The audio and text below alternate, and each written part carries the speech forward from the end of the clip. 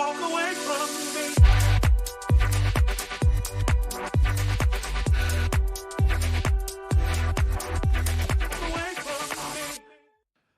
Top Sortie, c'est votre rendez-vous culture du vendredi soir sur BFM Marseille-Provence. Et comme tous les vendredis, avec Laurie Médina, journaliste pour BFM Marseille. Comment ça va, Laurie ? Ça va très bien, merci Julien. Prêt pour ce week-end qui s'annonce magnifique. Ah oui, on a hâte.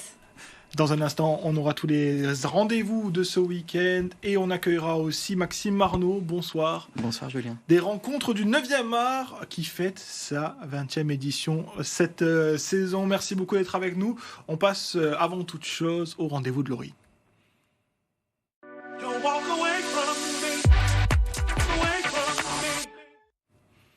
Alors Laurie, qu'est-ce qu'on fait de beau ce week-end en Provence ?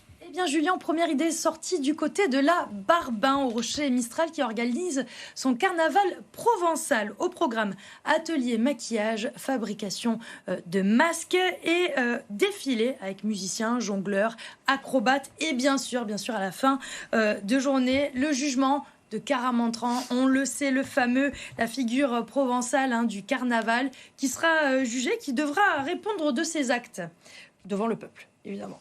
Une idée de sortie culturelle aussi cette fois-ci, Laurie, destinée à un public particulier, les célibataires. Et oui, et des célibataires. Je me suis demandé sur ce plateau la petite question.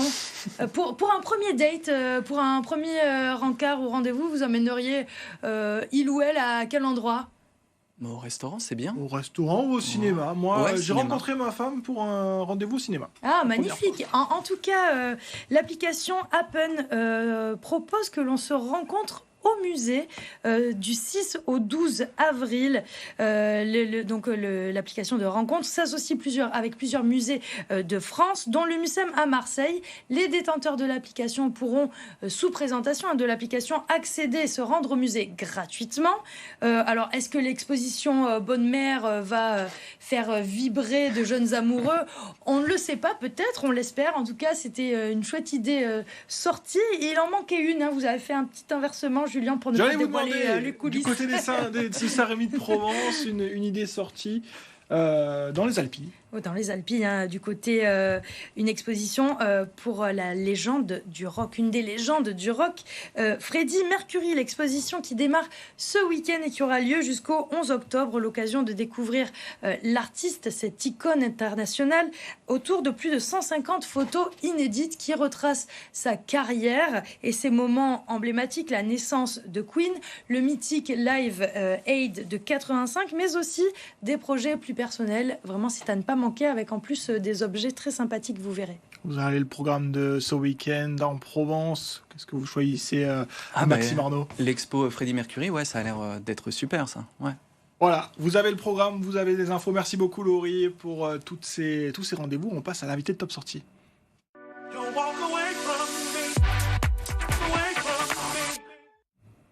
Et on reçoit donc ce vendredi Maxime Arnaud, responsable de la communication du festival Rencontre du 9e art, qui fête cette année sa 20e édition.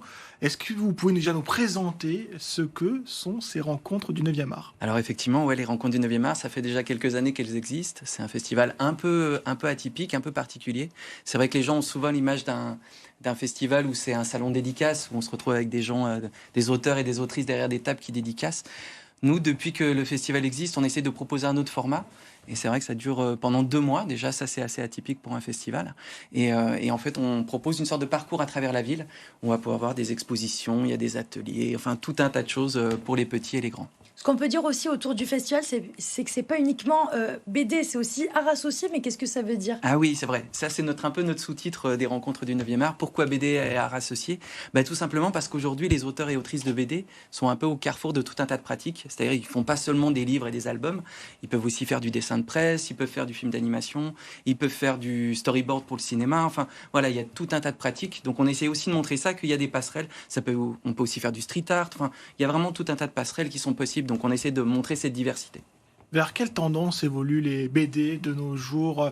Quels sont les les mouvements, j'allais dire, des auteurs que l'on va retrouver lors de notre festival?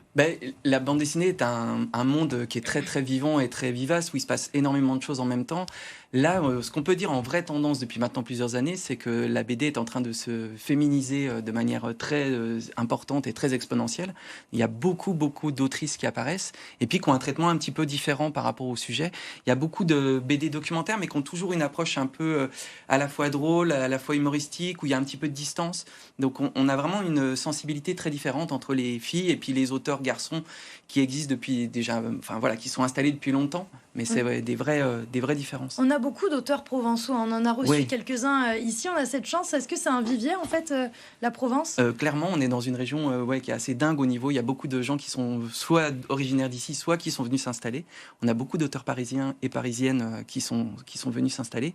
Et puis, pareil, dans des genres très différents. On a Julien Nil, par exemple, qui est installé à Aix-en-Provence, qui fait Lou, que beaucoup de jeunes téléspectateurs qui est très très connu, qui a même lancé un petit vivier autour de lui. Voilà, ce qui est rigolo, c'est pour une petite anecdote, on a des enfants qui sont venus dans le cadre du festival il y a une vingtaine d'années en tant que visiteurs, qui sont venus parler avec Julien et en fait qui sont aujourd'hui des auteurs et des autrices reconnus de BD. C'est-à-dire c'est devenu un peu les enfants. Ça a créé une vocation. Ouais, clairement. Donc ça c'est notre plus grande fierté. Hein. Je vous cache pas. Vous avez apporté quelques ouvrages. Est-ce qu'on peut les voir? Ce sont des auteurs que l'on va retrouver lors du festival? Oui. Alors le principe du festival cette année, c'est qu'on a 4 expositions à travers la ville et donc on va pouvoir se promener de lieu en lieu pour découvrir différentes propositions. Une des grosses propositions qu'on a, c'est sur Corto Maltese. Voilà, c'est un personnage de BD. Voilà, que beaucoup connaissent. Et donc ça sera à la Galerie de la Manufacture. Mais une des autres propositions qu'on a, c'est au Musée des Tapisseries. Et c'est en fait, tiens, je vous le fais passer en même temps. Merci. C'est un petit journal qu'on a fait avec le collectif Kuti Kuti. Alors on connaît assez peu la bande dessinée finlandaise, mais en fait c'est une bande dessinée qui est très dynamique et qui se fait connaître de plus en plus à l'international. Et ce collectif Kuti Kuti il se trouve que cette année d'ailleurs c'est l'année de la BD finlandaise en France. Donc c'est une très belle aventure parce qu'on a été contacté directement par la Finlande pour recevoir des auteurs finlandais à Aix-en-Provence. On fait partie de 4 événements importants en France autour de la BD. Et ce petit journal, en fait, on a fait travailler des auteurs de bande dessinée finlandais sur les clichés qu'on peut avoir sur la Finlande, nous en tant que touristes ou Européens. Donc ils sont appropriés un petit peu à chaque fois une petite histoire en 2 pages, ils sont 13, et puis ils nous livrent quelques idées, ils nous racontent la vraie histoire derrière les clichés qu'on peut avoir. Donc on va retrouver à la fois les saunas, le rapport évidemment aux aurores boréales, parce qu'il y a beaucoup de gens qui vont... ça, c'est une petite référence au lièvre de Vatanen là, que je vois. L'importance de la pêche sous glace. La pêche sur la glace, c'est un cliché finlandais. Oui, clairement, on a l'image, on va en Finlande pour ça. Donc donc ils s'amusent à détourner ça. Et c'est assez drôle aussi, les aurores boréales. Donc donc à chaque fois, ces petits journaux sont gratuits et sont offerts dans le cadre des expositions. Donc quand vous venez, vous pouvez repartir avec des cadeaux. Parmi les expositions, donc on l'a dit, il y a Hugo Pratt et Corto Maltese à l'honneur. Il y a aussi la Finlande, mais l'Italie, ça fait partie du pays qui est à l'honneur cette année. Oui, c'est ça. En fait, cette année, c'est la Biennale d'Aix qui commence en même temps que le festival. Donc le pays invité est l'Italie.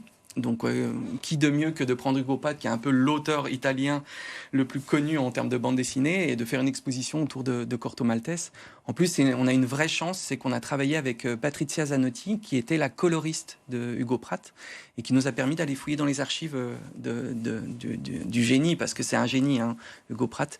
Donc, ça fait vraiment une exposition où on va mettre un peu en ping-pong à la fois les voyages de Hugo Pratt et les voyages de Corto Maltese, parce que Corto Maltese, c'est un aventurier marin épris de liberté qui voyage à travers le monde et qui rencontre à la fois des personnages qui ont réellement existé et des personnages de fiction. Donc on est toujours un peu noyé entre fiction et réalité.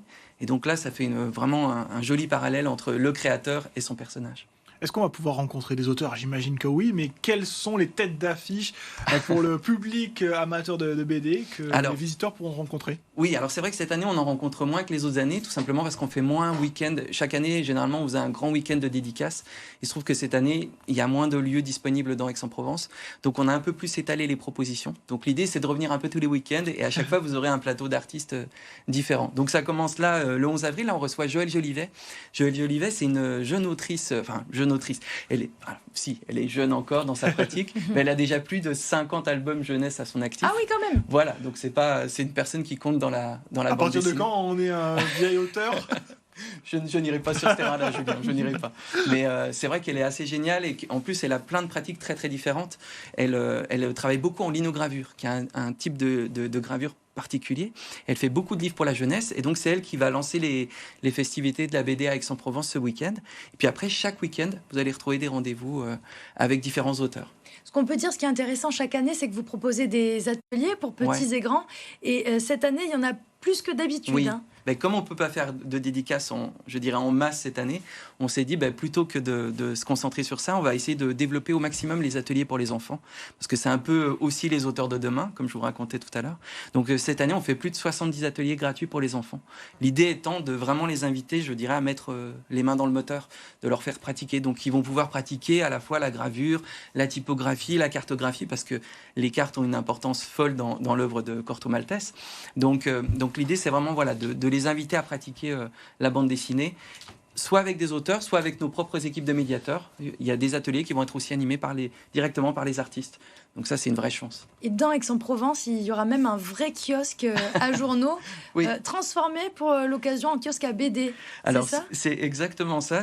D'où l'idée du journal. Hein. Oui, en fait, les journaux, pour vous raconter la petite histoire derrière ces journaux, quand on a tous connu le confinement, vous savez, qui n'était pas facile pour personne, nous, on était en pleine préparation du festival cette année-là. Et plutôt que de perdre le lien avec les visiteurs, on s'est dit, il faut qu'on arrive à proposer quelque chose qui garde ce fil.